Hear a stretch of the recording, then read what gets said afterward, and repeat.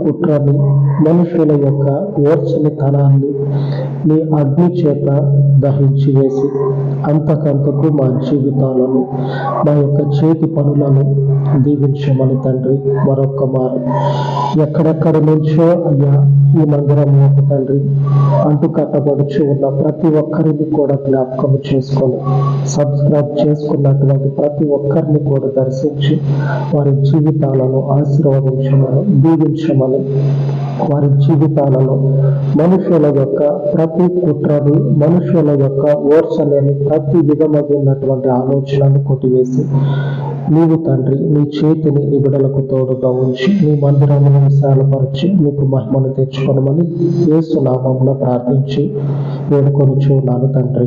ఆమేన్, ఆమేన్. మన దేవుని ఆశీర్వదించే హస్తము మనకు తోడై ఉండును గాక. ఆమేన్, ఆమేన్.